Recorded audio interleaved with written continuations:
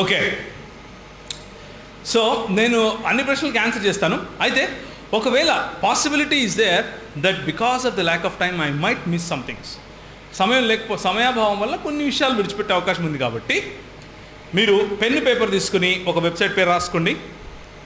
ఈ website www.sakshi sakshi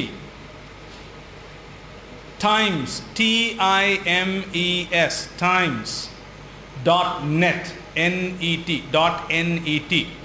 ఇది English website. ఇందులో మళ్ళీ ఒకసారి చెప్తాను, www.sakshi sakshi times times.net net. ఇది ఒక వెబ్సైట్. ఇంకోటి www.truth.co.in వెబ్సైట్ నెంబర్ 2.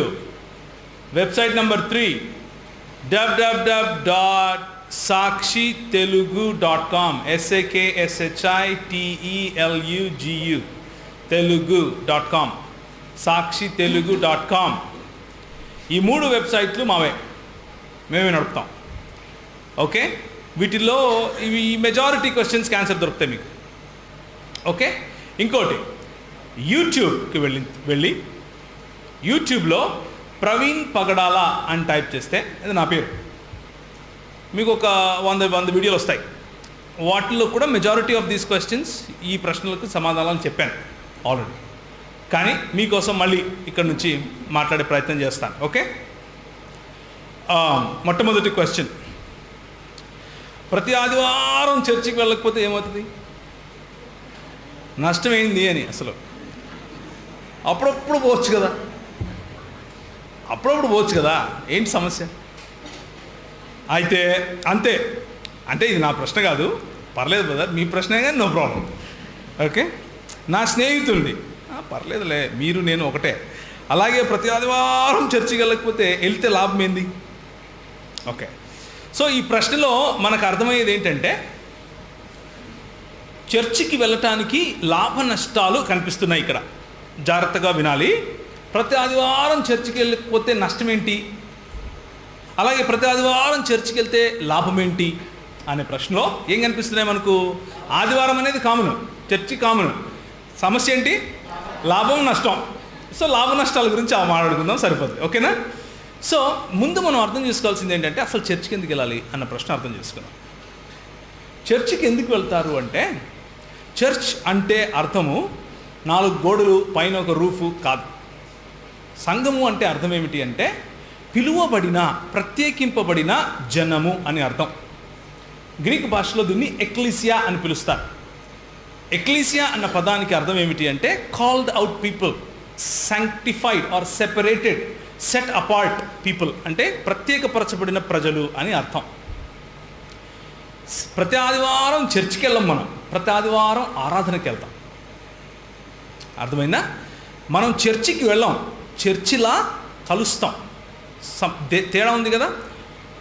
వేరే వాళ్ళు మందిరానికి వెళ్తారు అంటే ఆ మందిరంలో దేవుడు ఉన్నాడని, కానీ మనం మందిరానికి వెళ్ళాం, మనమే మందిరం. ఎందుకు? మనం ఏమై ఉన్నాం? దేవుని ఆలయమై ఉన్నాం. కాబట్టి మనం మందిరానికి వెళ్ళాం, మనమే మందిరమై ఉన్నాం. అయితే మనం వెళ్ళే ప్రదేశము, ఏ ప్రదేశానికి వెళ్తామో ఆ ప్రదేశం మన కోసం ఆలయం వంటిది. మన ఇల్లు ఆలయమే, మనం నివసించే ఈ భూమి ఆలయమే, మనం వెళ్ళిన ఈ 4 గోడలు ఉన్నటువంటి ఈ మందిరం ఏదైతే ఉందో ఇది మందిరమే, ఇది ఆలయమే. మనకు అన్ని ఆలయాలే. అంటే స్థలానికి ప్రాముఖ్యత కాదు, కూడుకున్న సంఘానికి ప్రాముఖ్యత, కూడుకున్న మనుషులకు ప్రాముఖ్యత. ఈ ప్రశ్న అడిగిన వ్యక్తి యేసు ప్రభువును రుచి చూడకుండా ఉంటే, అది ఆ సంఘము, పిలువబడిన సంఘం ఏదైతే ఉందో అది ఆయన దృష్టికి కేవలం ఒక క్లబ్. అంటే ఒక పాటలు పాడుకోవటానికి, ఒక 2 మాటలు మంచి మాటలు వినటానికి వెళ్ళిపోవటానికి ఒక క్లబ్ లాంటిది. అంటే ఒక స్కూలు, లేకపోతే ఒక క్లబ్, లేదా మంచి మాటలు వినటానికి ఒక సోషల్ యాక్టివిటీ, గ్యాదరింగ్. అలాంటి సంఘములోకి వెళ్ళినా కూడా, క్లబ్బులాగా ఆలోచించి వెళ్ళినా కూడా లాభ నష్టాలు ఉంటాయి. దాని గురించి మాట్లాడుతున్న తర్వాత. కానీ ప్రస్తుతము క్రైస్తవ దృక్పథం చెప్తున్నాను. క్రైస్తవ దృక్పథం ఏమిటి అంటే, క్రైస్తవునిగా మనం సంఘానికి వెళ్ళం, సంఘంలో జీవిస్తాం. క్రైస్తవునిగా మనము ఆలయానికి వెళ్ళం, ఆలయముగా జీవిస్తాం. క్రైస్తవులముగా మనము దేవుణ్ణి ఆరాధిస్తూ జీవిస్తాం. దేవుణ్ణి ఆరాధించటానికి కలుసుకుంటాం. దేవుణ్ణి ఆరాధిస్తూనే పనులు చేస్తాం. దేవుణ్ణి ఆరాధిస్తూనే మాట్లాడతాం. దేవుని మహిమ కోసమే ఏం చేసినా చేస్తాం. ఆదివారం వచ్చినా, సోమవారం వచ్చినా, మంగళవారం వచ్చినా, ప్రతిరోజు వచ్చినా, ఓకేనా? సో ప్రతి ఆదివారం ఎందుకు వెళ్ళాలి, అప్పుడప్పుడు వెళ్ళొచ్చు కదా అన్న ప్రశ్నకు సమాధానం ఏంటంటే, మనము సంఘము అన్నది అపోస్తలుల బోధ. జాగ్రత్తగా వినాలి. అపోస్తలుల కార్యము 2:42 దీనికి సమాధానం ఉంటుంది. అపోస్తలుల బోధ, సహవాసము, రొట్టె విరుచుట మరియు ప్రార్థన చేయుట యందు వారు ఎడతెగక ఉండిరి అన్న మాట ఉంటుంది. అంటే మనకు సంఘ పితరులు, యేసు ప్రభువు ఎవరినైతే అపోస్తలునిగా ఎన్నుకున్నాడో వాళ్ళు మనకి ఇలా చేయమని చెప్పారు. ఎందుకు చేయమని చెప్పారు అంటే, అంత్య దినములలో కూడుకొనకుండా ఉండేవాళ్ళు ఉంటారు. అలా చేయకుండా, కూడుకొనుట మానకుండా ప్రతి ఆదివారం కూడుకోండి అని మనకు దేవుని వాక్యం చెప్తుంది. ఆదివారం మాత్రమే కాదు, అపోస్తలుల కార్యంలో ప్రతి దినము కూడుకున్నారు, ప్రతి ఇంటా కూడుకున్నారు. సహవాసం ఎంత ఎక్కువైతే అంత మంచిదే. కానీ కనీసం మనకున్నటువంటి ఈ సమయంలో కనీసం ఆదివారం మనం ఎందుకు వెళ్తాము అంటే, ఏదో స్కూల్కి వెళ్ళి 4 పాయింట్లు నోట్ చేసుకోవడం కోసం వెళ్ళం. మనం ఎందుకు వెళ్తాము అంటే, ప్రభు యొక్క సన్నిధి ఎక్కడ 2-3 కూడి ఉంటారో అక్కడ ఉంటుంది కాబట్టి వెళ్తాం. ఆ 2-3 ఇంట్లో కూడా కూడి ఉంటారు కదా, కూడి ఉంటారు, నో ప్రాబ్లం, అక్కడ కూడా ఉండొచ్చు. కానీ ఆదివారమే ఎందుకు వెళ్తాము అంటే, మన ఇల్లు, మన కుటుంబంలో ఉన్న వాళ్ళు మాత్రమే కాకుండా నేర్చుకోవటానికి, సహవాసం చేయటానికి ఇంతమంది పరిశుద్ధులు ఉంటారు. ఇక్కడ అలవాటు పడితే పైన కూడా అలవాటు పడుతుందని. ఎందుకంటే పైకి వెళ్తే ఇదే చేస్తావు పొద్దున్నుంచి రాత్రి వరకు, లేకపోతే నిత్యత్వం ఇదే చేస్తావు. ఆదివారము సంఘానికి వెళ్ళాలా, లేకపోతే ఆదివారం ఆలయానికి వెళ్ళాలా అనేది బరువు కాదు, భాగ్యం. బరువు కాదు, భాగ్యం. ఎందుకు అంటే అందరికీ రాదు ఇది. నువ్వు ఆదివారము వెళ్తున్నావు కాబట్టి క్రైస్తవునివి కాదు, నువ్వు క్రైస్తవునివి కాబట్టి ఆదివారం వెళ్తావు. అర్థమవుతుందా నేను చెప్పేది? నువ్వు ఆదివారం సంఘానికి వెళ్తే క్రైస్తవునివి కాదు. అలాంటి వాళ్ళను క్రైస్తవులు అనరు. రక్షణ అనుభవం పొంది యేసుక్రీస్తు శరీరములో నువ్వు భాగస్థునివిగా అయి ఉంటే, యేసుక్రీస్తు శరీరంలో నువ్వు ఒక అంగానివి అన్న అవేర్నెస్ నీలో వస్తే, నా సంఘం ఇది నాది అన్న ఓనర్షిప్ వస్తుంది. అప్పుడు సంఘానికి వెళ్ళాలా వద్దా అన్న ఆలోచన మానేసి దివారాత్రములు ఆయన సన్నిధిలో ఉండాలి అన్న ఆతృత నీలో వస్తుంది. కాబట్టి ఫర్గెట్ అబౌట్ లాభ నష్టాలను పక్కన పెట్టేసేయండి. వెళ్ళాల్సింది ప్రభువును ప్రేమించడం కోసం, ప్రభువుతో దేనికోసం? సహవాసం కోసం, తోటి సహచరులతో, తోటి విశ్వాసులతో సహవాసం కోసం. అందుకనే ప్రభు ఏమన్నాడు? నీ దేవుడైన ప్రభువును మళ్ళీ చెప్పండి, పూర్ణ హృదయముతోనూ, వివేకముతోనూ, ఆత్మతోనూ, బలముతోనూ సేవించాలి, ఆరాధించాలి, ప్రేమించాలి. అలాగే నిన్ను వలె నీ పొరుగువాడిని. సంఘానికి రాకపోతే ఈ 2 సాధ్యం కాదు. సంఘానికి రాకపోతే ఈ 2 సాధ్యం కాదు. ఎందుకంటే యేసుప్రభు ఏమన్నాడంటే, పౌలు సంఘాన్ని హింసిస్తూ ఉంటే యేసుప్రభు ఏమన్నాడంటే, సౌలా నువ్వు నన్నెందుకు హింసిస్తున్నావు అన్నాడు. సంఘాన్ని ఎందుకు హింసిస్తున్నావు అనలేదు, నన్నెందుకు అన్నాడు. అంటే సంఘం అంటే ఎవరు చెప్పండి? ఎవరు? యేసుప్రభువును కలవటానికి వెళ్తున్నావు. సంఘంలో 10 మందితో మాట్లాడితే ఎవరితో మాట్లాడుతున్నావు? జాగ్రత్త. దేర్ఫోర్ మనము లాభ నష్టాలకు వెళ్ళాం. మన మంచి కోసం, మన ఎడిఫికేషన్ కోసం వెళ్తాం. లాభ నష్టాలు కూడా ఉన్నాయి. ఏంటి అవి? వస్తే 4 మంచి మాటలు వింటారు, దేవుని ఆశీర్వాదము 10 మంది మాటల ద్వారా, ఆరాధన ద్వారా మీకు వస్తుంది, పాటల ద్వారా వస్తుంది. రాకపోతే నష్టం ఏంటి? నష్టమేముంది? ఆత్మను కోల్పోతారు అంతే. ఆ తర్వాత నష్టాలు, లాభాలు ఏమి ఉండవు, ఆత్మను కోల్పోతారు, అయిపోయింది.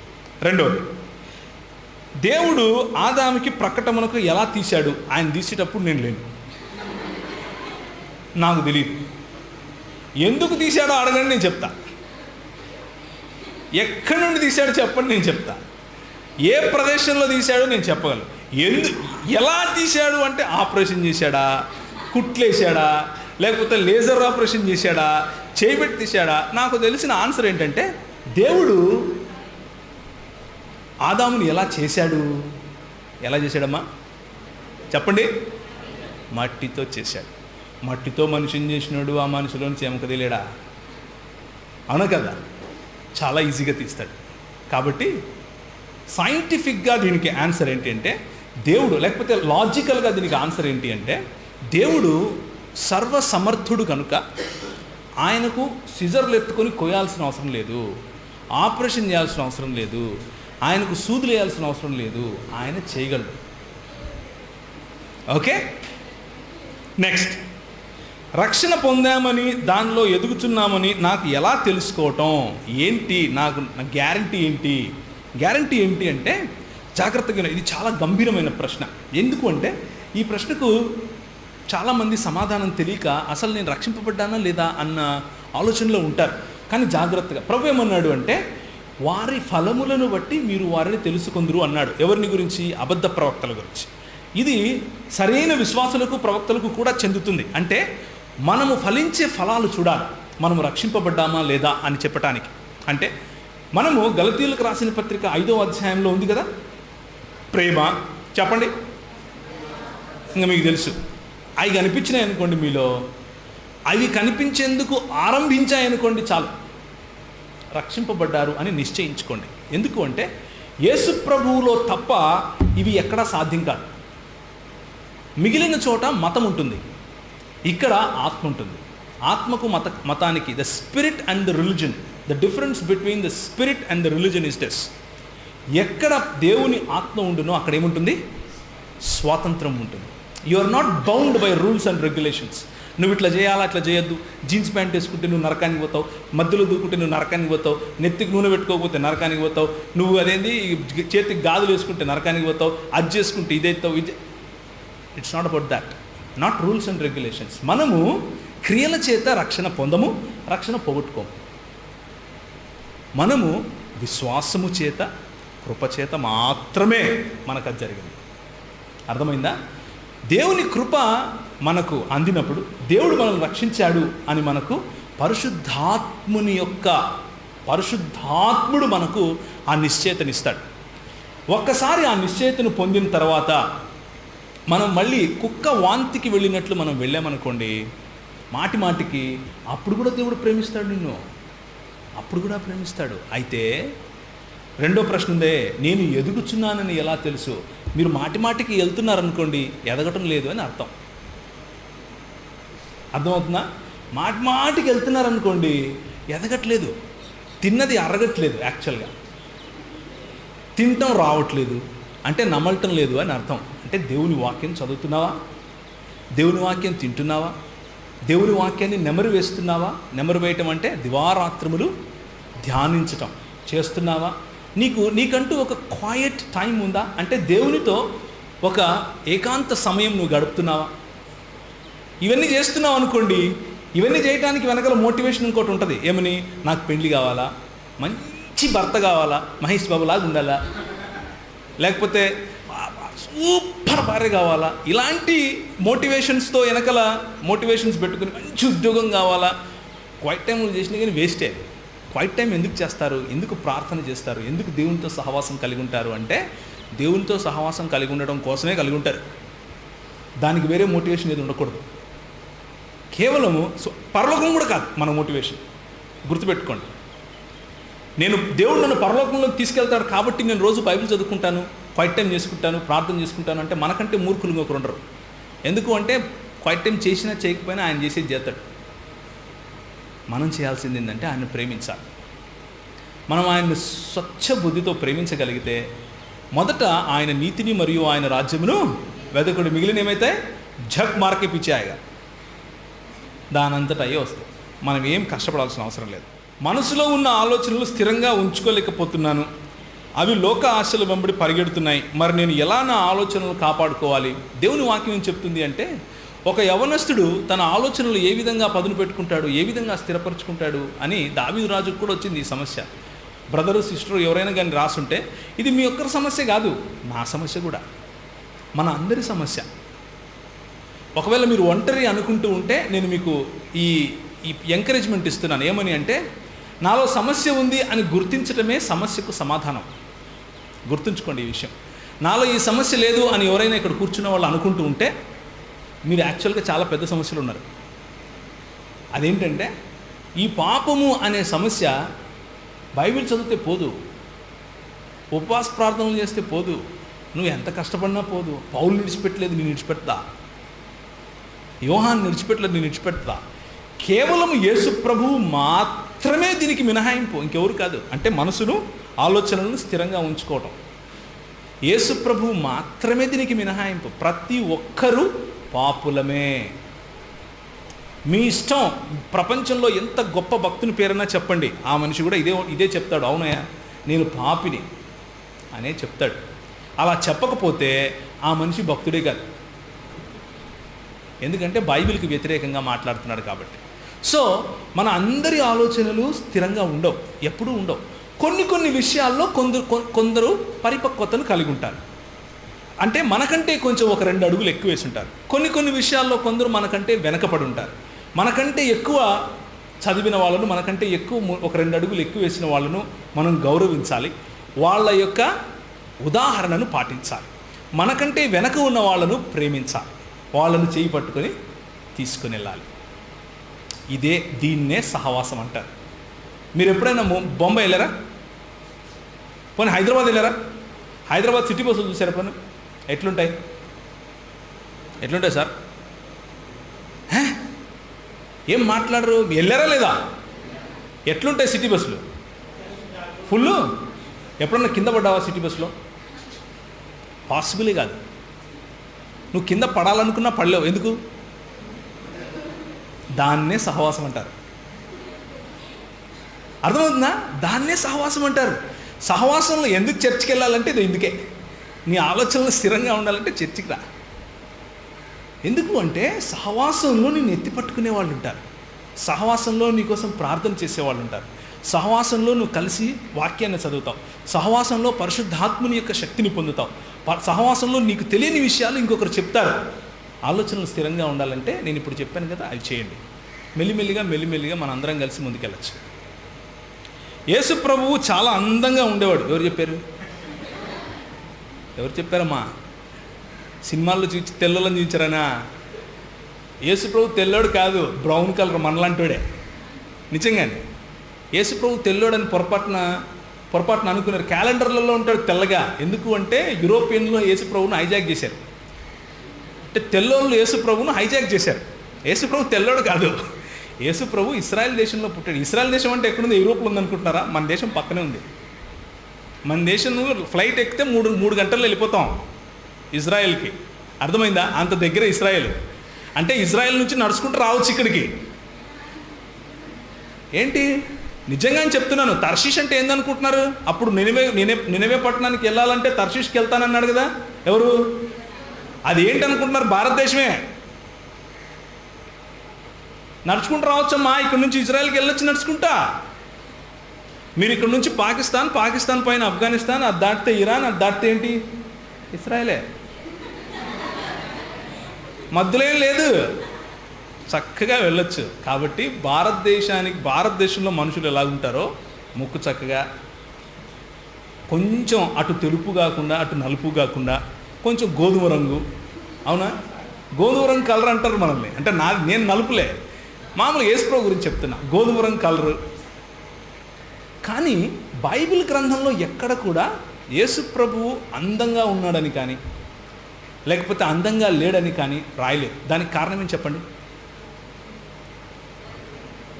ప్రభు దృష్టిలో అందచందాలకు విలువ లేదు.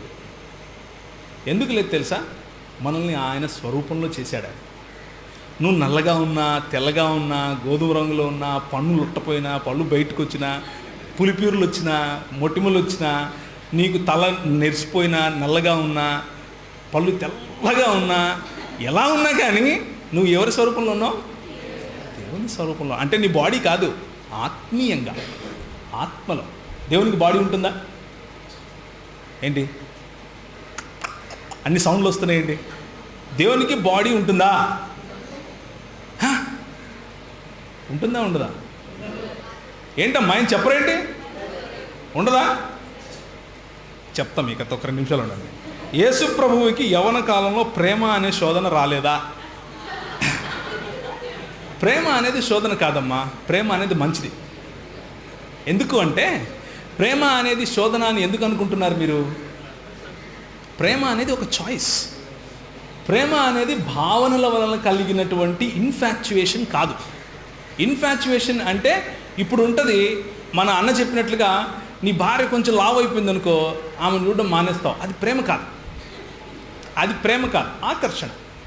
అలాగే నీ భర్త కొంచెం పొడుగ్గా పైకి దువ్వేవాడు, బండ్లు వెళ్తున్నాడు, కింద పడి యాక్సిడెంట్ అయ్యి గుండు కొట్టించుకున్నాడు అనుకో, వాడిని చూడబుద్ధి కాదు నీకు. అది ప్రేమ కాదు, అది ఆకర్షణ, ఇన్ఫాక్చుయేషన్. దాన్ని ప్రేమ అనరు. యేసు ప్రభు ప్రేమించేవాడు. ప్రేమ అనే ఆకర్షణ ఆయనకు లేకపోవడం ఏంటి? ఆయన ప్రేమమయుడు అంటుంటే, ఆయన వచ్చిందే ప్రేమించడం కోసం అంటుంటే, ఆయన ప్రేమిస్తాడమ్మా. అయ్యా ఆయన ప్రేమిస్తాడు. కానీ ఆయన ప్రేమ ఏంటంటే, ఆయన ప్రేమ ఒక choice. It is not an emotion, it is a choice with emotion. అంటే మన పట్ల ఆయనకున్నటువంటి ప్రేమ it's a deliberate intentional choice. అంటే నువ్వు ఎలా ఉన్నా, ఎంత దరిద్రునివైనా, నన్ను చూసి అంటుంటాడు ఆయన ఒకవేళ, ఒరే ప్రవీణ్గా బట్టతలోడా, నీ బతుకు ఈడ నిలబడుకొని మైక్ మీద చెప్పి హక్కు ఉందిరా నీకు, అయినా ఐ లవ్ యూరా అంటాడు. అర్థమవుతుందా? అయినా ఐ లవ్ యూరా అంటాడు. అది యేసుప్రభు. అంటే మనలో ఉన్న క్వాలిటీస్ని బట్టి ప్రేమించడు, మనలో ఉన్న గుణాన్ని బట్టి ప్రేమించడు, మనలో ఉన్న అందాన్ని బట్టి ప్రేమించడు, మనలో ఉన్న చదువును బట్టి ప్రేమించడు. ఆయన ప్రేమ అయి ఉన్నాడు కనుక ప్రేమిస్తాడు. అర్థమైందా? 1 యోహాను 4 చెప్తుందా లేదా? ఆయన ఏమై ఉన్నాడు? ప్రేమ అయి ఉన్నాడు. God is love. God has love కాదు, ఆయన దగ్గర ప్రేమ ఉంది కాదు, ఆయనే ప్రేమ. ఆయనకు ప్రేమ అనే బలహీనత లేకపోవడం ఏంటి? బలవాడు ఆయనే ప్రేమ అంటుంటే. అయితే మీరు అడిగిన ప్రశ్నకు అర్థం నాకు అర్థమైంది. అంటే మానవులంగా మనకున్నటువంటి ఆకర్షణ, స్త్రీ పట్ల పురుషునికి ఉన్న ఆకర్షణ, పురుషుని పట్ల స్త్రీకి ఉన్న ఆకర్షణ యేసు ప్రభువుకు లేదా అన్నది మీ ప్రశ్న. ఆయన తండ్రి పనిలో ఎంత నిమగ్నం అయిపోయాడు అంటే, అందంగా ఉన్న స్త్రీలందరూ కూడా ఒకవేళ అంటే నిజంగానే ఆయనకు పిల్లలు, ఆయన పిల్లలమ్మ వాళ్ళు. అందంగా ఉన్న పురుషులందరూ కూడా ఆయనకు పిల్లలే. ఆయనకు సహచారిగా, భార్యగా ఉండగలిగే వాళ్ళను దేవుడు చేయలేదు, లేరు కూడా. త్రిత్వం అన్న ప్రశ్న వేశారు, ఆ ప్రశ్న వచ్చినప్పుడు దీనికి ఆన్సర్ చెప్తాను. కానీ దేవునికి భార్య అవసరం లేదు. యేసు ప్రభు శరీరధారి అయి వచ్చినంత మాత్రాన ఆయనకు భార్య ఉండవలసిన అవసరం లేదు. కానీ బలహీనతలు ఉన్నాయా? హెబ్రీయులకు రాసిన పత్రిక ఏం చెప్తుందంటే, మన ప్రధాన యాజకుడు మనకున్న బలహీనతలను ఆయనకు తెలుసు. ఎందుకంటే మనలాగే ఆయన ప్రతి బలహీనతలోనూ శోధింపబడ్డాడు. ప్రతి బలహీనత, అబద్ధం చెప్పాలన్న బలహీనత, దొంగతనం చేయాలన్న బలహీనత, కొట్టాలన్న బలహీనత, ప్రతి బలహీనత, మన కళ్ళు, కామ క్రోధ మదమాత్సర్యాలు, the lust of the eye, the lust of the flesh and the pride of the life. నేత్రాశ, శరీరాశ, జీవపు డంబం, ఈ మూడిట్లో, ఇలాంటి వాటిల్లో ఆయన ఎక్స్టర్నల్గా శోధింపబడ్డాడు, బాహ్యంగా. బట్ ఆయన ఏం చేశాడు? జయించాడు. హెబ్రీయులకు రాసిన పత్రిక ఏం చెప్తుందంటే, ఆయన దేవునికి లోబడటం ద్వారా, శ్రమల ద్వారా విధేయత నేర్చుకున్నాడు అని ఉంటుంది. విధేయత నేర్చుకున్నాడు. మనం విధేయత నేర్చుకున్నాం అనుకోండి, ఇలాంటి ఆకర్షణలు పెద్ద సమస్య కాదు. ప్రేమించడం తప్పు కాదు, ఎందుకంటే దేవుడు ప్రేమ అయి ఉన్నాడు. కానీ ఆకర్షణ తప్పు. ప్రేమ అనేది ఒక చాయిస్. ఆ నిర్ణయం కనుక తీసుకుంటే దానికోసం నిలబడగల దమ్మున్న వాళ్ళు నిర్ణయం తీసుకోవాలి. దేవుణ్ణి ప్రేమించి చూడండి, అలాంటి నిర్ణయం తీసుకోండి, మిగిలింది అదే అవసరం. యువత శోధనలో పడకుండా ఉండాలంటే ఏం చేయాలి? ఇంతవరకు నేను చెప్పాను. వాక్యం చదవండి, ఆరాధనకు రండి, సంఘంలో ఉండండి, ఇవన్నీ చేసుకుంటే అవుతాయి. కానీ దానికి ఆన్సరు, ప్రాముఖ్యమైన ఆన్సరు రెండే, లేకపోతే మూడు. ఒకటి, దేవుని వాక్యాన్ని చదవటం, ధ్యానించటం, నెమరు వేయటం. అంటే ఏం చేయాలి? ధ్యానించటం, దివారాత్రములు ధ్యానించటం, ఆయన కట్టడలను మనసులో ఉంచుకోవటం, ఆయన చెప్పినటువంటి మార్గాన్ని పాటించటం. రెండు, అది మనం ఎంత చదివినా కానీ ఇక్కడికి నుంచి ఇక్కడికి దిగలేదనుకోండి, వేస్ట్. పరిశుద్ధాత్ముని శక్తిని కోరటం, పరిశుద్ధాత్ముని శక్తి కోరనంత వరకు, పరిశుద్ధాత్ముని చేత బలంగా మనం నింపబడనంత వరకు చేయలేం. ఇది సత్యం. చాలామంది ప్రయత్నించారు, మీరు ప్రయత్నిస్తూనే ఉంటారు. ప్రార్థన చేస్తే మనుషులు కింద పడిపోతారు. అలా పడిపోవటం బైబిల్లో ఉందా? మీరు ఎలాంటి ప్రశ్నలు అడుగుతున్నారంటే మళ్ళీ నేను ఇక్కడికి రాకుండా చేద్దాం అనుకుంటున్నారా? డినామినేషనల్ క్వశ్చన్స్ అడగకూడదమ్మా, అలాంటి ఆన్సర్ చేయడం కష్టమవుతుంది. దేవునికి కులం పేరు ఉందా? లేదు. ఒకటి ఉంది, దేవకులం. మనం మనుషు కులం. రెండు కేటగిరీస్ ఉన్నాయి ఈ ప్రపంచంలో. ఒకటి సృష్టి, రెండవది సృష్టికర్త. సృష్టికర్త అనే కులానికి చెందినడు ఆయన. మనం ఎప్పటికీ ఆ కులానికి వెళ్ళాం. దేవుడు ఇండియాకి వచ్చి సువార్త చేశాడా? దేవుడు ఇండియాకి రావడం ఏంటి? ప్రపంచమంతా ఆయనదే. ఆయన ప్రతి చోట సువార్త చెప్పేది ఆయనే. సో దేవుడు మళ్ళీ సపరేట్గా ఇండియాకి రావడం ఏంటి అంటే, మీ ఉద్దేశంలో ఒకవేళ యేసు ప్రభు సువార్త చేయడానికి ఇండియాకి వచ్చాడా అన్నదైతే, యేసు ప్రభు సువార్త చేయడానికి ఇండియాకు శరీరునిగా రాలేదు. శరీరంగా ఆయన ఇక్కడ ఉన్నప్పుడు రాలేదు. కొంతమంది కబుర్లు చెప్తూ ఉంటారు, కాశ్మీర్ వచ్చి చచ్చిపోయాడు యేసు ప్రభు అని. దాని గురించి మీకు ఏదైనా ప్రశ్న ఉంటే ఇంకో ప్రశ్న రాయండి, దానికి ఆన్సర్ చెప్తాను. కానీ దేవుడు యేసు ప్రభు ఎప్పుడు ఇండియాకు రాలేదు, వచ్చాడన్న దాఖలాలు బైబిల్లో లేవు. మొదటి మాట. కానీ ఆయన శిష్యుల్లో ఒకడైనటువంటి తోమా గారు వచ్చారు. తోమా వచ్చి ఇక్కడే పరిచయం చేసి చనిపోయినట్లుగా మనకు హిస్టారికల్ డాక్యుమెంట్స్ ఉన్నాయి. ఇంతకు ముందులాగా చర్చిలు ఉండటం లేదు, పుట్టగొడుగుల్లా చర్చిలు వస్తున్నాయి. కారణం ఏంటి? ఇంతకు ముందులాగా చర్చిలు ఉండట్లేదు అంటే ఒకటే చర్చ్ ఉండాలి అన్న ఉద్దేశంతో ఒకవేళ మీరు రాసుంటే, అలాంటి రూల్ ఏమీ లేదు బైబిల్లో. ఎన్ని చర్చిలైనా రావచ్చు. ప్రతి ఇంట్లోనూ ఒక సంఘం ఉన్నా కూడా ఇంకా మంచిది. ప్రతి ఇంట్లోనూ ఉన్నా కానీ మంచిది. అపోస్తలుల బోధ, సహవాసము, రొట్టె విరవటము, ప్రార్థన, వీటిలో ఎడతెగకుండా ఉంటే సంఘమే. లోకల్ సంఘం గురించి మీరు మాట్లాడుతున్నారు. యేసు ప్రభువు లోకల్ సంఘానికి మాత్రమే ప్రభువు కాదు, ఆయన సార్వత్రిక క్రైస్తవ్యానికి, అంటే యూనివర్సల్. క్యాథలిక్ అంటే రోమన్ క్యాథలిక్ అనుకుండేరు, అది కాదు. క్యాథలిక్ అన్న పదానికి అర్థం ఏమిటంటే యూనివర్సల్ అని. యూనివర్సల్ సంఘానికి ఆయన శిరస్సు, లోకల్ సంఘానికి కూడా శిరస్సే. ఓకే, లోకల్ సంఘానికి కూడా శిరస్సే. మనమందరము కూడా సంఘంలో పాలిభాగస్థులం ఎలా అయ్యాము అంటే ఆయన శరీరంలో పాలిభాగస్థులం అయ్యాం కాబట్టి అయ్యాం. దేర్ఫోర్ ఎన్ని సంఘాలు వస్తున్నాయి అన్నది సమస్య కాదు, ఎన్ని సంఘాల్లో నిజంగా యేసుప్రభు ఉన్నాడు అన్నది సమస్య. ఎందుకంటే మనం సంఘాలు కట్టేసుకుని యేసుప్రభుని బయటేసేస్తాం. నేను వస్తున్నాయా అని తలుపు కొడుతూనే ఉంటాడు ఆయన. అంటే మేము బిజీగా ఉన్నాం, ఇక్కడ కొంచెం యాక్టివిటీస్ ఎక్కువైపోయి మేము ఆరాధన చేస్తున్నాం, ప్లీజ్ డోంట్ డిస్టర్బ్ అస్ అని అంటూ ఉంటాం. అలాంటి సంఘం కంటే కూడా 5 మంది ఉన్నా సరే, 10 మంది ఉన్నా సరే, 20 మంది ఉన్నా సరే, మనస్ఫూర్తిగా ప్రభువును వెంబడించే వాళ్ళ కోసం ఆయన చూస్తున్నాడు. కానీ డినామినేషన్లు కట్టేసుకుని, పెద్ద పెద్ద బిల్డింగ్లు కట్టేసుకుని యేసు ప్రభువును బయట పెట్టేవాళ్ళు మనకు అక్కర్లేదు. ప్రార్థన చేస్తే మనుషులు పడిపోతారా అనే ప్రశ్నకు కూడా ఆన్సర్ చెప్తాను. దేవుని వాక్యంలో ప్రార్థన చేసినప్పుడు మార్కు సువార్త ఆఖరి అధ్యాయం అంటే 16వ అధ్యాయంలో ఏముంటుందంటే, మీరు సర్వలోకమునకు వెళ్ళి సర్వసృష్టికి సువార్త ప్రకటించుడి, నమ్మి బాప్తిసం పొందినవాడు రక్షింపబడును, నమ్మనివాడు వానికి శిక్ష విధింపబడును, నమ్మిన వాని చేత ఈ సూచక క్రియలు జరుగును. మొదటిది ఏంటి? నా నామమున దయ్యములను వెళ్ళగొట్టుదురు. చెప్పండి, ఏమి గుర్తులేదా?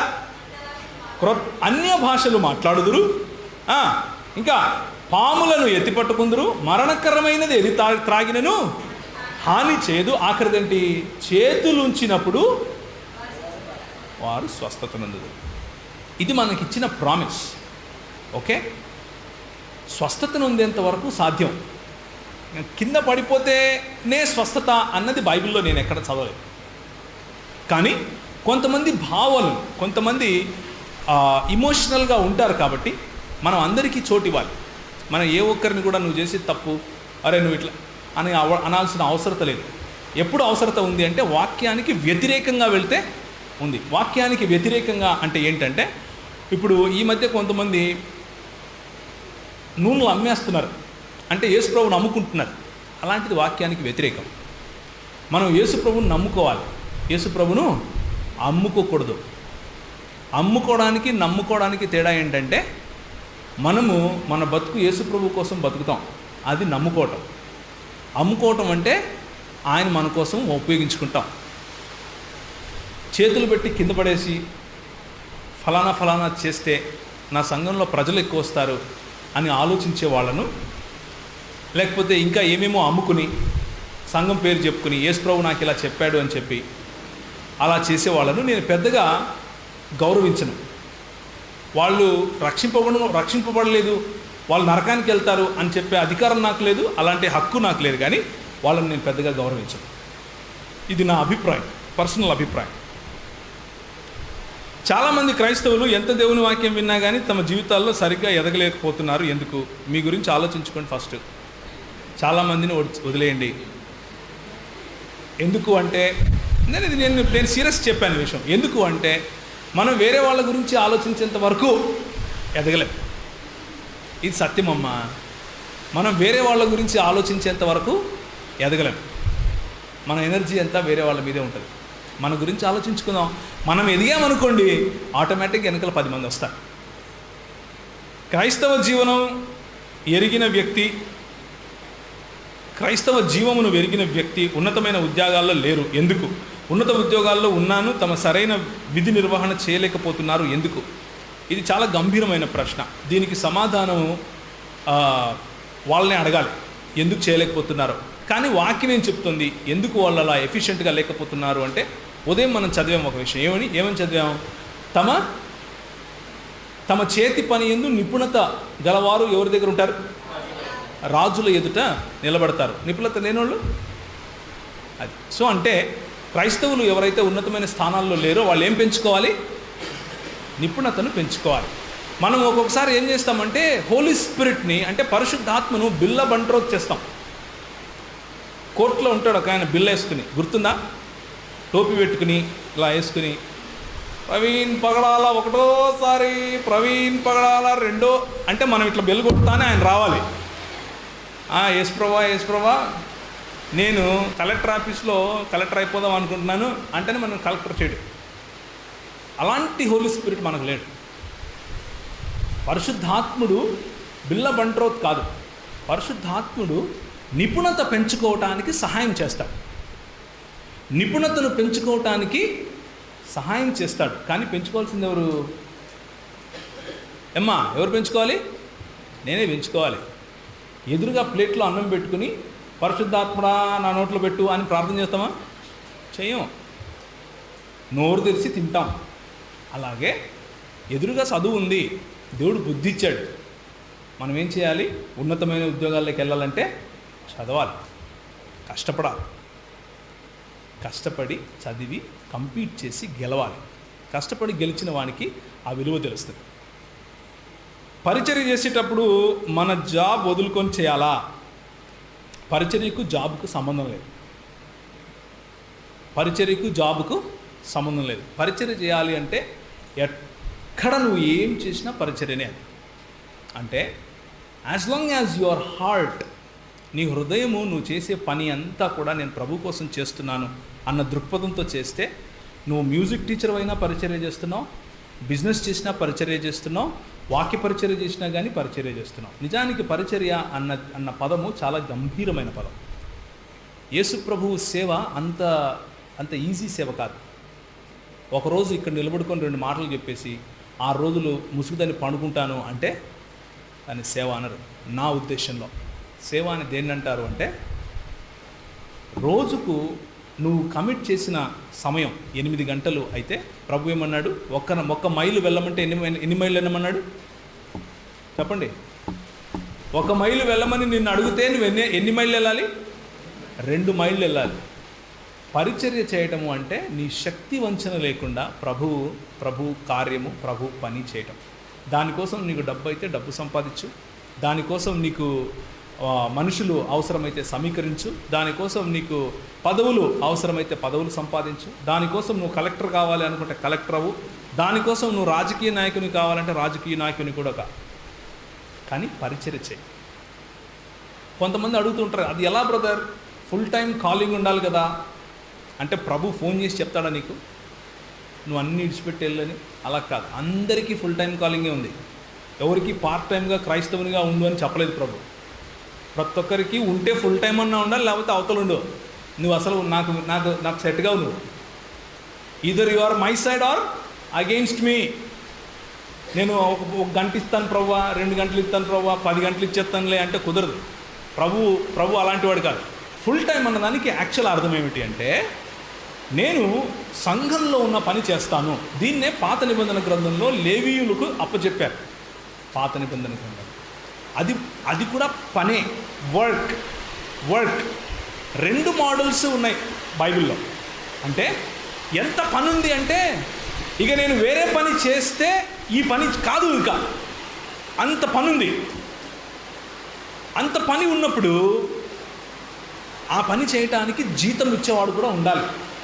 అప్పుడు దాన్ని ఫుల్ టైం అంటారు, దాన్ని పరిచర్య అంటారు.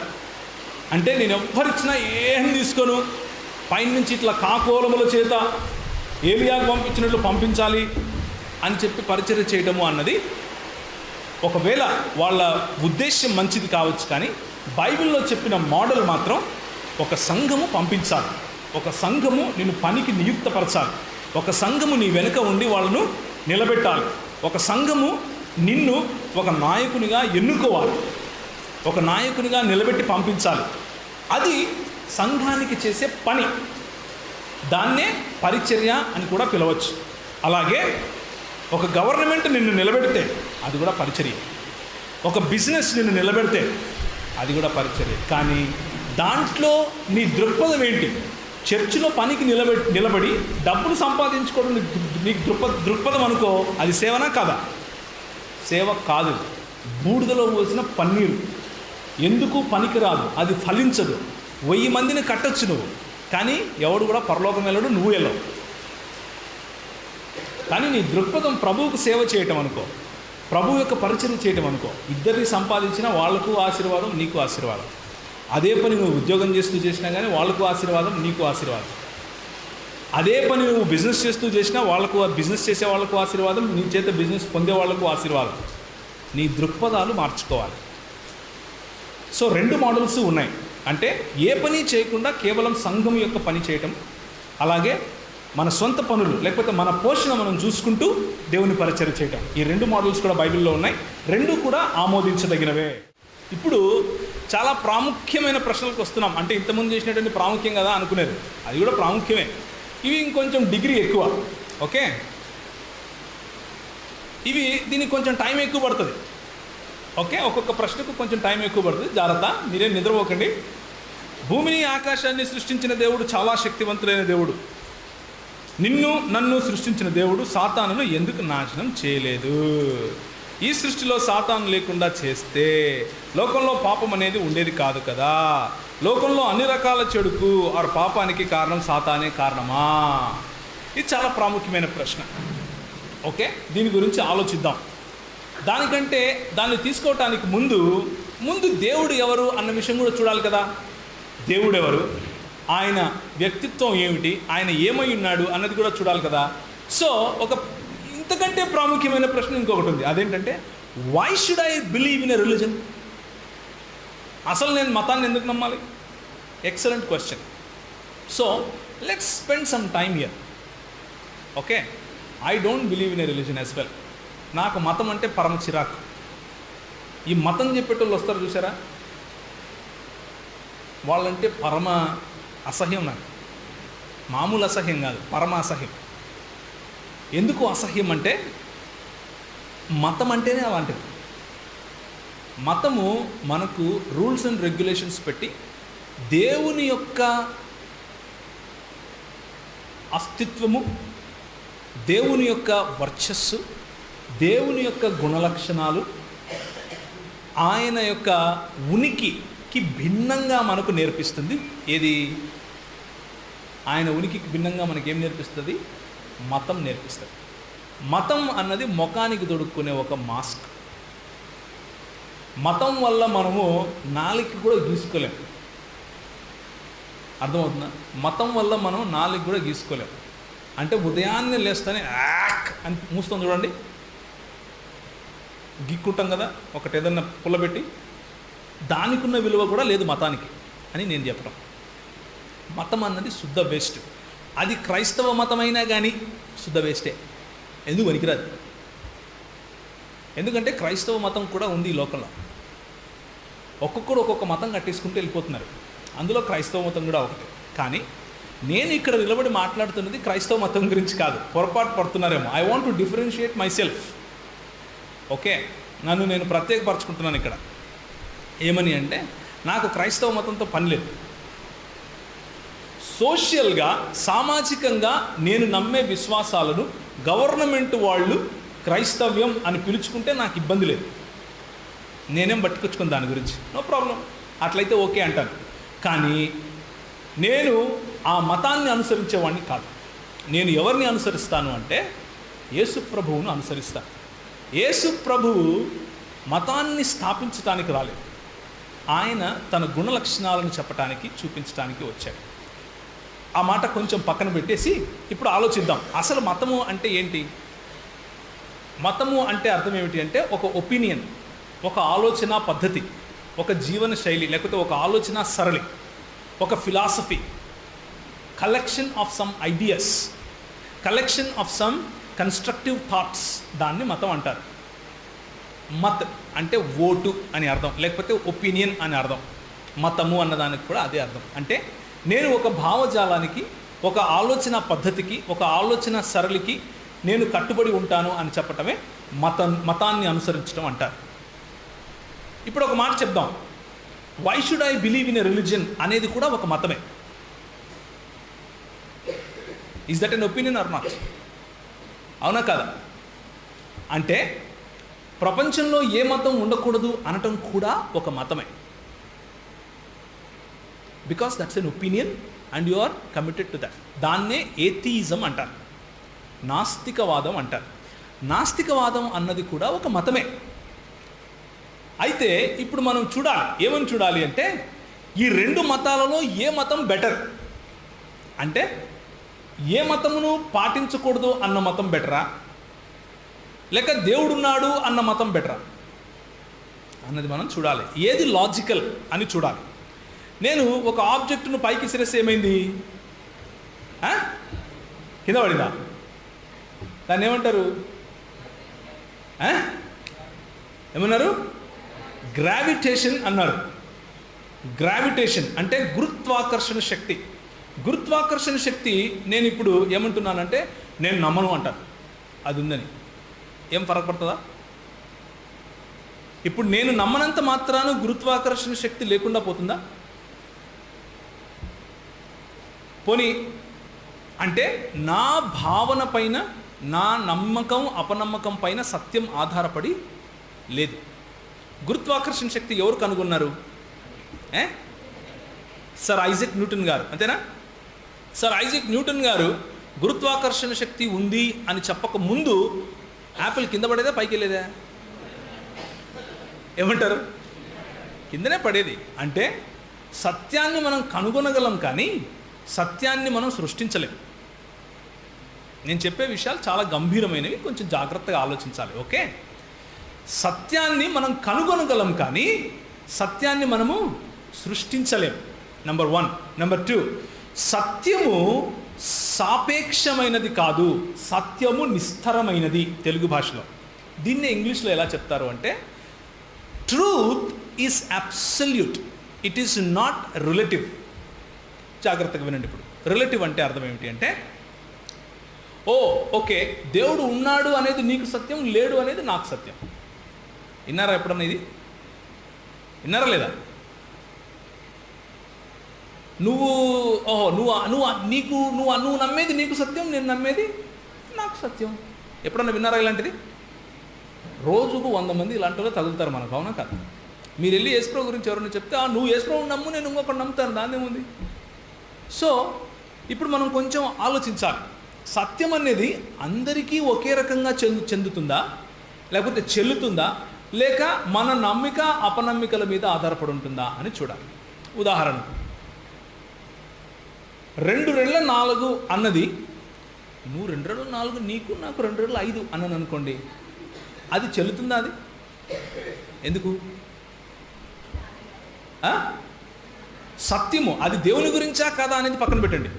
ఏ సత్యము అన్నది మళ్ళీ ఆలోచిద్దాం.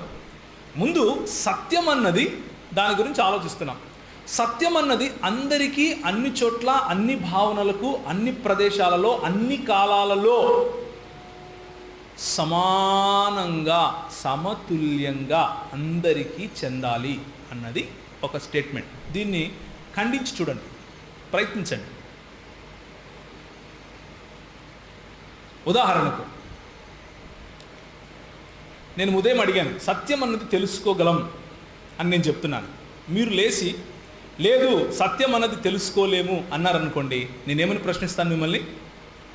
సత్యం అన్నది తెలుసుకోలేము అని చెప్తున్నావు కదా, ఆ మాట సత్యమేనా అని అడుగుతాను. అవునా? అది సత్యమే అని మీరంటే నేనేమంటాను? మరి సత్యం తెలుసుకున్నావుగా అంటాను. అవునా? నవ్వుతాను. అలాగే లేదు సత్యమును తెలుసుకోగలము అన్నది మీ సత్యం, సత్యం తెలుసుకోలేము అన్నది నా సత్యం అన్నాడు అనుకోండి, మళ్ళీ ఒక ప్రశ్న అడుగుతాను. ఏమని అడుగుతాను అని? తెలుసుకోగలడం నీ సత్యం అన్న సత్యం నీకు ఒక్కరికే చెందుతుందా, అందరికీ చెందుతుందా అని అడుగుతాను. అందరికీ అన్నాడు అనుకోండి, అప్పుడు ఏమవుతుంది? ఆయన ఏమని చెప్తున్నాడు? ఆయన చెప్పే ఆలోచన అందరూ పాటించాలి అంటున్నాడు. అవునా? So logically truth has to be absolute. Truth has to be absolute. It cannot be relative. అంటే నీకు ఒక సత్యం, నాకు ఒక సత్యం ఉండటానికి వీల్లేదు. 2 రెళ్ళ 6 ఎక్కడికి పోయినా, నువ్వు ఎక్కడికి పోయినా కానీ కాయిన్ వేస్తే కింద పడుతుంది. అంటే ఒక సమయము, ఒక పదార్థము, ఒక ప్రదేశము, ఈ మూడిటి యొక్క కాంబినేషన్లో ఒక సత్యము సత్యంగానే ఉంటుంది. దీనికి ఒక ఎగ్జాంపుల్ చెప్తాను. దీన్ని మూడు రకాలుగా దీన్ని మనం, దీనికి కొంచెం టైం పడుతుందని చెప్పినా, okay, so don't look here and there.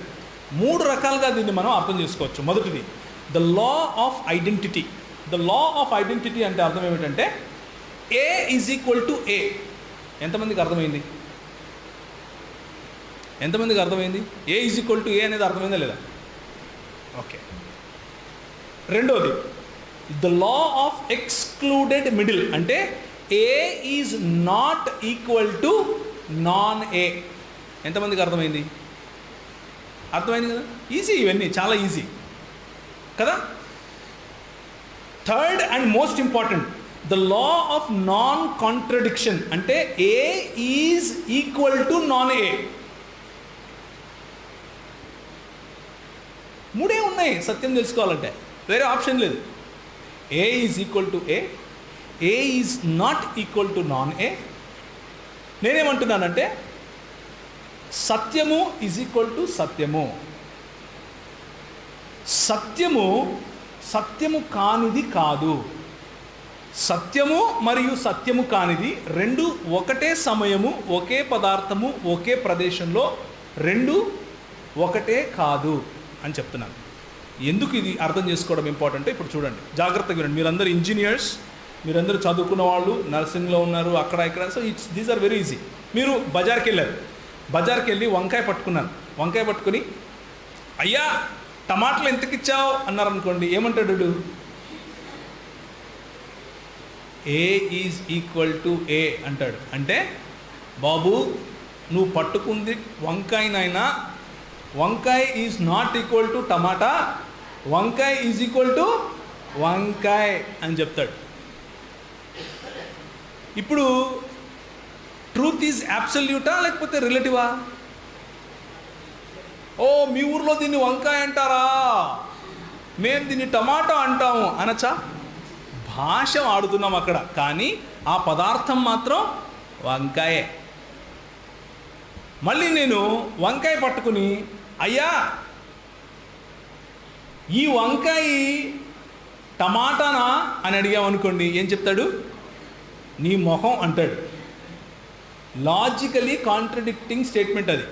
అంటే బాబు వంకాయ ఇది అయితే వంకాయ అన్న అయి ఉండాలి, లేకపోతే టమాటా అన్న అయి ఉండాలి. వంకాయ మరియు టమాటా రెండు ఒకే సమయంలో ఒకే మీనింగ్లో రావు అని చెప్తాడు. నేను చెప్తాను ఉదాహరణకు. లాజికలీ కాంట్రడిక్టింగ్ స్టేట్మెంట్స్ అంటే ఇలా ఉంటాయి. స్క్వేర్ సర్కిల్స్ ఉంటాయి ఎక్కడన్నా?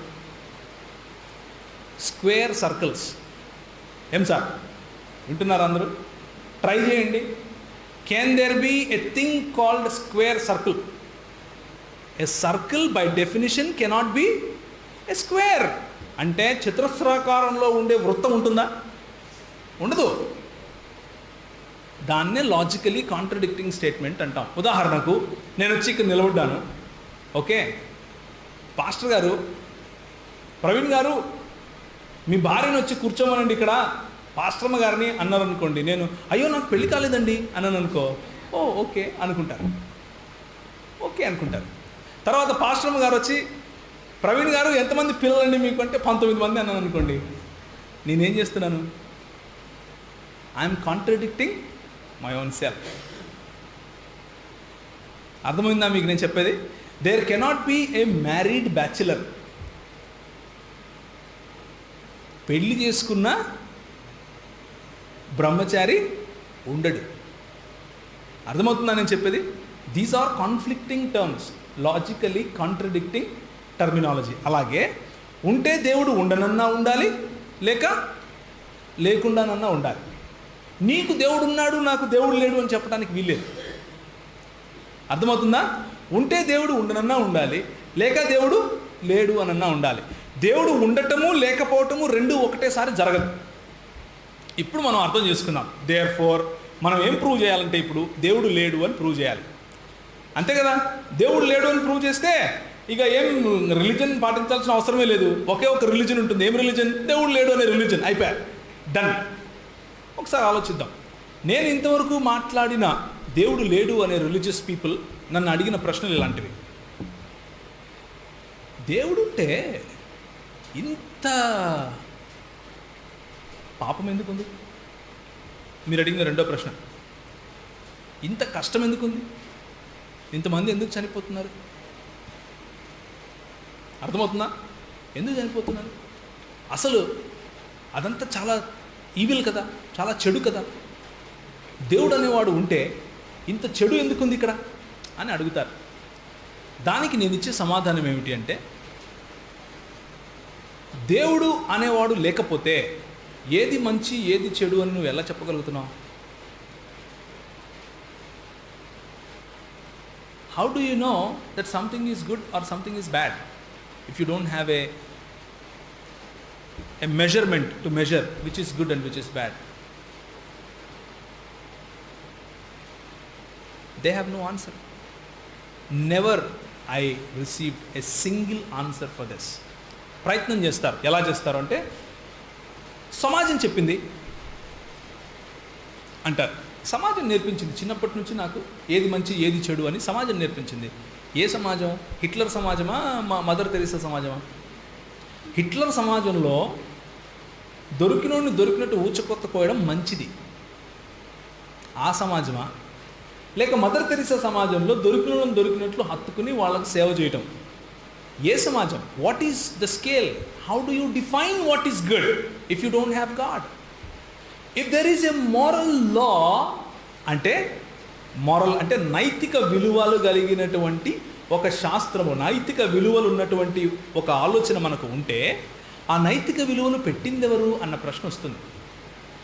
దానికి ఈ మతాన్ని పాటించకూడదు అని చెప్పే మతం సంబంధించిన వాళ్ళు ఏం చెప్తారు అంటే, లేదండి మారల్ యాబ్సల్యూట్స్ అనేటివి అసలు లేవు, మారల్ యాబ్సల్యూట్స్ అనేటివి అసలు లేవు, అవి అవుట్ ఆఫ్ నథింగ్ వచ్చాయి అంటారు. అవుట్ ఆఫ్ నథింగ్ వచ్చాయి అనడమే దేవుడు ఉన్నాడు అని ఒప్పుకోవటం. బికాజ్ దేవుడు లేని వాళ్ళకి ప్రిమిసెస్ ఏమిటి అంటే, ఎవ్రీథింగ్ ఈజ్ ఫిజికల్. పదార్థము మాత్రమే సత్యం. పదార్థం మాత్రమే, లేకపోతే ఫిజికల్గా ఉన్నది మాత్రమే సత్యమైనప్పుడు how can you even question what is good and what is bad? అర్థమవుతుందా నేను చెప్పే ప్రశ్న? అర్థం కాలేదా? ఇంకోసారి అడగమంటారా? హలో, అర్థం కాలేదా? కాలేదు. మళ్ళీ అడుగుతాను. చాలా సింపుల్. జాగ్రత్తగా వినండి. నేను ఏ మతాన్ని లేకపోతే దేవుడు ఉన్నాడు అని నమ్మేవాడిని కాదు. నేను లేచి ఏమంటున్నాను అంటే, ఇది ఘోరం, దేవుడు ఉంటే ఇలా జరగదు అన్నాను. అంటే మీరు దైవభక్తి గలవాడు వచ్చి ఏమంటున్నారు అంటే, ఇది ఘోరం అని నీకు ఎలా తెలుసు అని అడుగుతున్నారు. నేను ఆన్సర్ చెప్పాలి కదా. అంటే ఎలా తెలుసు అంటే, నాకు అది ఘోరం అనిపించింది. నీకు ఘోరం అని ఎందుకు అనిపించింది అంటే, తప్పు కాబట్టి. తప్పు ఒప్పు అన్నది నీకు ఎలా తెలుసు? నా దగ్గర ఏమి ఆన్సర్ ఉండదు. నాకు వీళ్ళు నేర్పించారు ఏ సమాజం ప్రకారం తప్పు, ఏ సమాజం ప్రకారం తప్పు కాదు.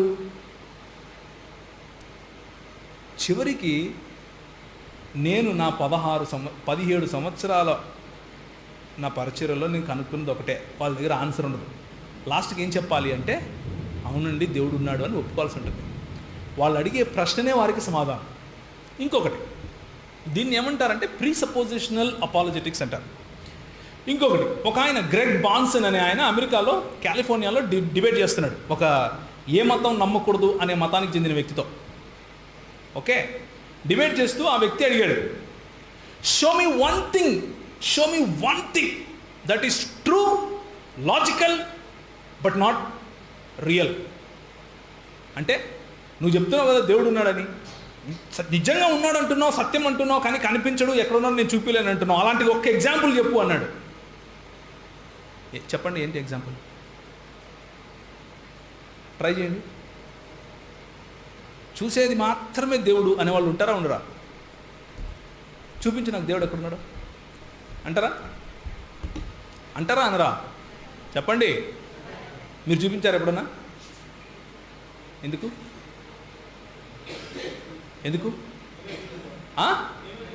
మీరే చూడలేదు కాబట్టి. ఓకే, దేవుడున్నాడు చూపించండి అని అడిగే ప్రశ్న వెనుకున్న ఆంతర్యం ఏమిటి అంటే, ఏదైనా సత్యం అనేది ఉంటే అది కనిపించి తీరాలి, లేకపోతే మన ఇంద్రియాలలోకి ఇమడగలగాలి. స్పర్శ, రుచి, వాసన, రంగు అంటే కళ్ళతో చూడగలిగింది. 5 పంచేంద్రియాలు ఉన్నాయి. ఆ పంచేంద్రియాల ద్వారా స్పృశించి తీసుకోగలిగిందే, లేకపోతే రుచి చూసి తీసుకోగలిగిందే, విని తీసుకోగలిగిందే నాలెడ్జ్ లేకపోతే జ్ఞానము అన్నది ఎంపిరిసిజం అంటారు దీన్ని, ఎంపిరికల్ నాలెడ్జ్. కానీ గ్రెగ్ బాన్సన్ గారు ఏం చెప్పారంటే, ఎగ్జాంపులా లాజిక్ అన్నాడు. Can you see logic? Is logic real? If logic is not real, then your question is not real. Because ఒకవేళ తర్కము అన్నది నువ్వు చూడలేవు, అది సత్యము, అది ఉనికిలో ఉంది. ఒకవేళ అది సత్యము ఉనికిలో ఉంది, నువ్వు చూడలేవు అన్నది ఉంటే దేవుడు ఉండటం ఎందుకు సాధ్యం కాదు? అర్థమవుతుందా? సత్యాన్ని నువ్వు తెలుసుకోవటానికి లాజిక్ సత్యము అని ముందు నమ్మాలి. దేవుడు లేడు అన్న సత్యాన్ని నువ్వు తెలుసుకోవటానికి లాజిక్ అనే సత్యం ఉంది అని నువ్వు ముందు నమ్మాల్సి ఉంటుంది. అంటే లాజిక్ ఉంది అంటే అవుట్ ఆఫ్ నథింగ్, ఏమీ లేకుండా లాజిక్ ఎక్కడి నుంచి పుట్టింది? దాన్నే దేవుడు అంటున్నాం మేము. అర్థమైందా? దాన్నే ఏమంటున్నాం? దేవుడు అంటున్నాం. అందుకనే యోహాను సువార్త 1వ అధ్యాయం 1వ వచనంలో ఏముంటుందంటే, in the beginning was logos అని ఉంటుంది. లోగోస్ అన్న పదం నుంచే లాజిక్ వచ్చింది. ఆది యందు ఏముండెను? లోగోస్ ఉండెను. లోగోస్ నుంచి లాజిక్ వచ్చింది. లాజిక్ అన్న పదానికి మూల పదం లోగోసే. అందుకని యోహాను భక్తుడు అటు గ్రీకులకు ఇటు యూదులకు ఇద్దరికీ అర్థమయ్యే విధంగా లోగోస్ అన్న పదం వాడాడు. యూదులకు లోగోస్ అంటే దేవుడే స్వయంగా, గ్రీకులకు లోగోస్ అంటే అన్నిటినీ మించిన వాస్తవం. ఆ రెండింటినీ కలిసేటట్లుగా యోహాను భక్తుడు లోగోస్ అన్న పదం వాడాడు. కాబట్టి దెర్ ఈస్ నో వే, దేవుడు లేడు అని చెప్పటానికి ఇంపాసిబుల్. దేర్ఫోర్ ఇంటెలిజెంట్ డిజైన్, మన ప్రపంచంలో ఉన్నటువంటి డిజైన్ చూసినా, the beauty, the aesthetics, beauty ఏదైతే కనిపిస్తూ ఉందో దాన్ని చూసినా, మారల్ లా, మన మధ్య మంచి చెడుల అవగాహన చూసినా, ప్రపంచంలో ఏ నలుమూలలకు వెళ్ళినా దేవుడు అన్న అవగాహన ఉంది కదా దాన్ని చూసినా, దేవుడు అన్న కాన్సెప్ట్ ఎక్కడి నుంచి వచ్చింది అన్నది ఎక్స్ప్లెయిన్ చేయటము అసాధ్యము. దేవుడు ఉన్నాడు అని మాత్రమే మనం చెప్పగలగాలి. ఇది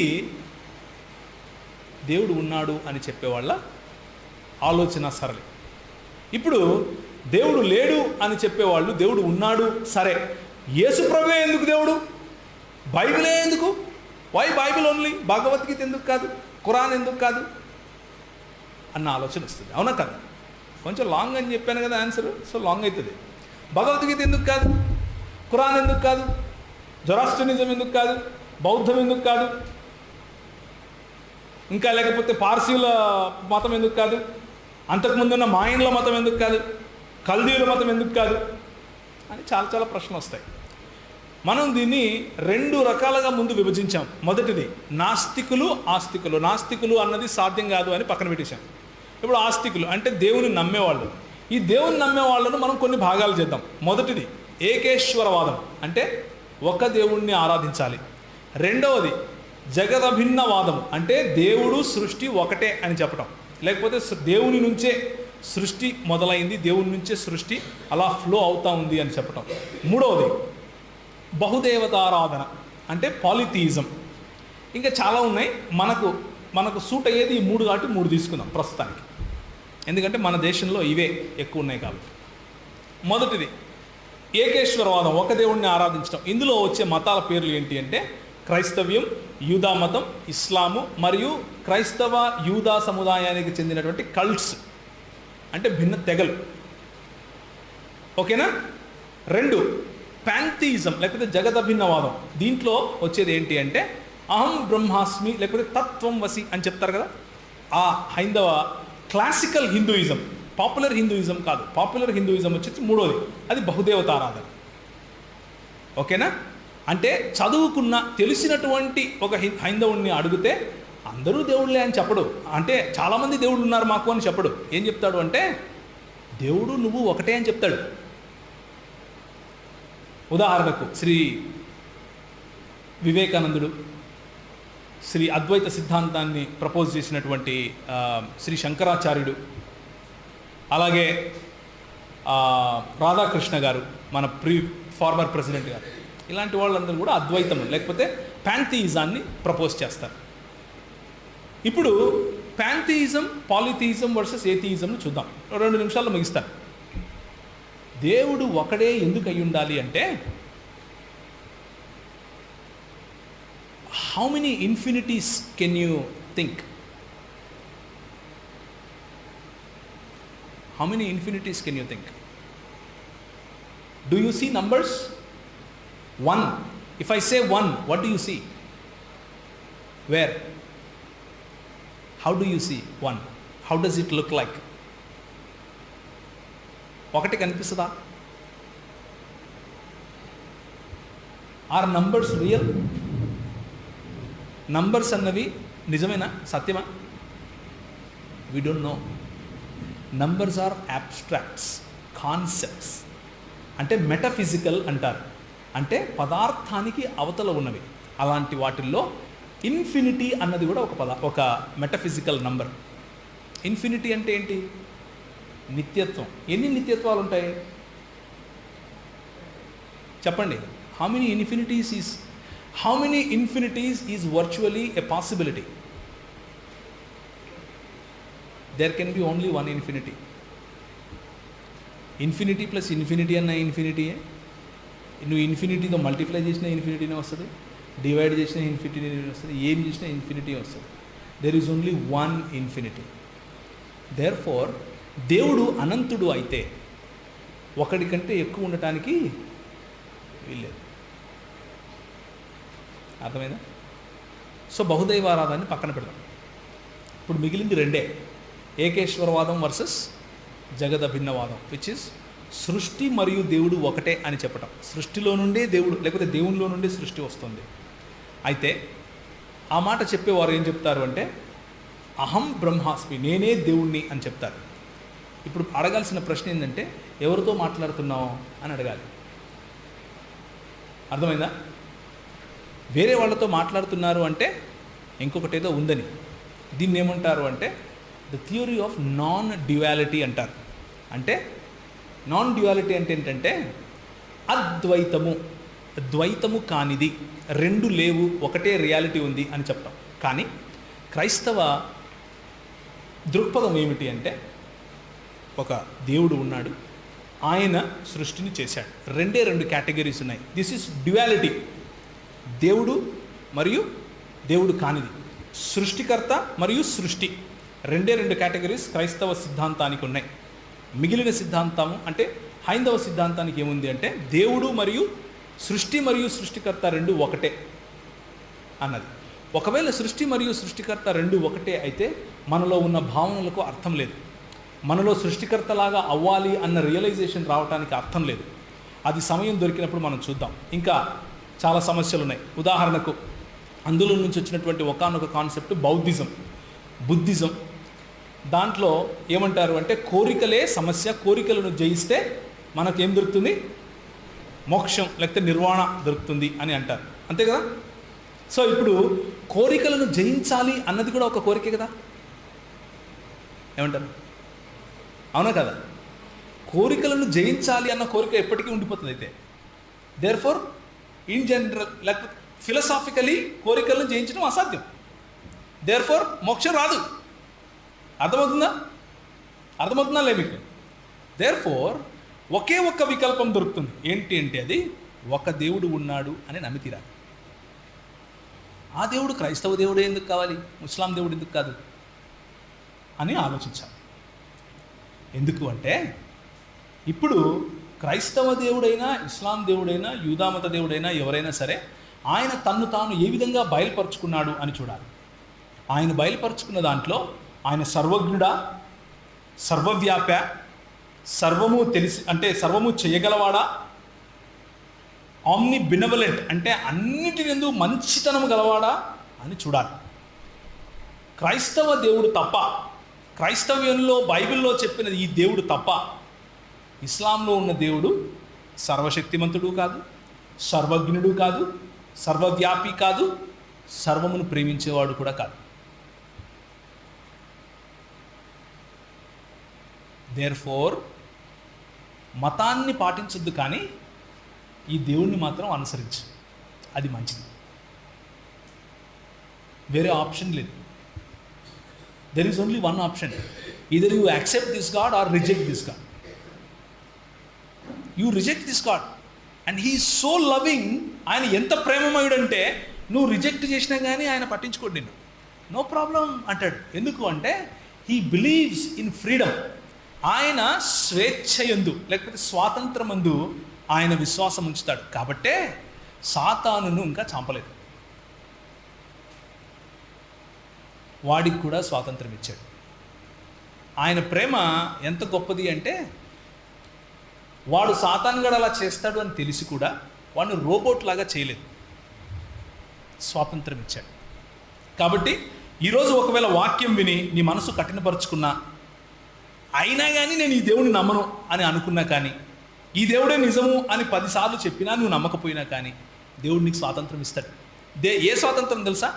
ఆయన్ను తోసిపుచ్చే స్వాతంత్రం కూడా ఇస్తాడు. ఎందుకు అంటే ఆయన సార్వభౌమాధికారంలో కావాలనుకుంటే లాగి 2 కొట్టి నేను పట్టుకెళ్ళచ్చు, కానీ అలా చేయడు. ఎందుకు అంటే ఆయన గుణలక్షణం అలాంటిది.